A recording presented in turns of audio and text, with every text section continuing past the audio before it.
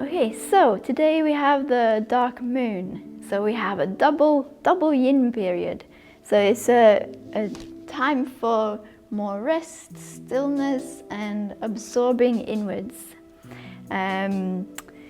Because we have during the night, like I mentioned before, we have the yin time, so the energy moves in, but the moon is also dark, so it doesn't have any energy from the sun. Doesn't mean that it means that the yang qi is not active at all.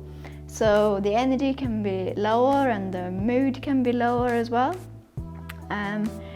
So that means that it's an extra yin time, extra settled of the blood and the shen. So it becomes easy to absorb into the body and go deeper. And with the settling of the blood and the shen, the acquired mind dies down easier and goes a bit stiller, and it's easy to just absorb into a deeper type of awareness, which is very useful for some of the practices. But the downside is that the energy can be a bit lower, which is why it's a time of more rest as well. And like I said, it benefits our ability to absorb into an object because of the energy around us, and the energy inside us is moving inwards. And it's also a time where, because of us being able to go deeper into ourselves, that we can gain insights as well into our being.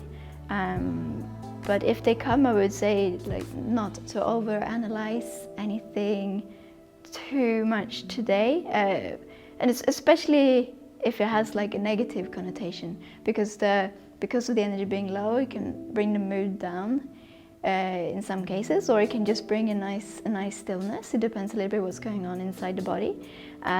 But because of it being lower, it's not a good day to delve into problems or things that are very difficult emotionally, because it can pull us down a little bit more than other days throughout the month. And we've just been having the waning time and that shedding and releasing process anyway. Now we're past that. Now we don't want to release anymore. Now it's more about absorption and being with the awareness. And I quite often find around this period that I'm more drawn to just sitting and tinging the body, because it just feels like that is what naturally happens if I'm not busy with normal life or anything, because I think it's just connecting with a little bit of that yin and that settling and inwards movement. So for people that struggle to go inwards and absorb into the body, and maybe have too much busy mental activity, and maybe a lot of emotions going on, then this time of the month will be a little bit easier, and the dark moon will be a really beneficial time to practice, to help anchor everything down. But you'll have to be more careful around the full moon practice, so it doesn't raise too much up. But if you're someone who tends to have too much chi sinking, low energy, feeling bottom heavy, muddled head because there's not enough chi rising up to the head, then the dark moon period can be a little bit more tricky to do a lot of practice, because there's no yang qi being stimulated, so you're not being assisted with any more activity. So then, especially if you're tired around the dark moon, then you want to do a lot of rest and maybe step back from a lot of practice and do more practice when the energy is higher, to help connect with that rising of the energy. And you'll find it particularly more useful around the full moon, when it's drawing up inside of you, down up towards the head. So yeah, we're gonna do some nourishing exercises tonight as well, in case there's some very tired people out there. Yeah, so the dark moon period is a time of renewal of the month. We shed the old one, and the new one is being born and coming forth. And also, if you're in the menstruating age, then we have a very cleansing phase taking place with the menstruation as well.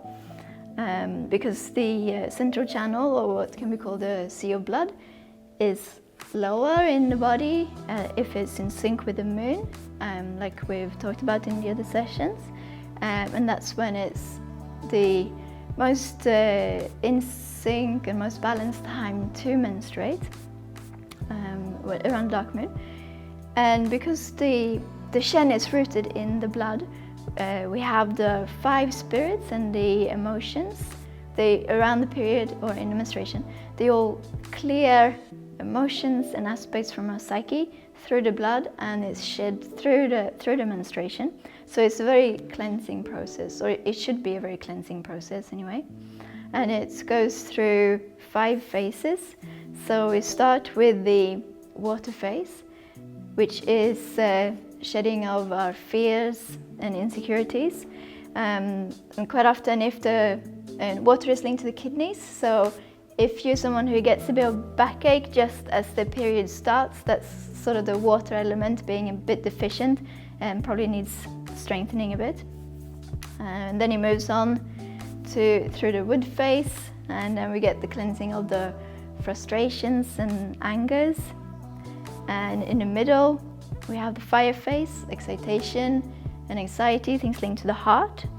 And the most balanced length of the period is 5 days, but if it's shorter than 5 days, then these phases goes through in the 3 days or whatever you have. Or if it's longer, then it goes over the longer period of time. And we have the 4th phase, or the 4th day. We have worry, where it's clearing all of that out through the menstruation. And on the last day, we have the metal, which is linked to the lungs and grief and loss. So it cleanses all of this.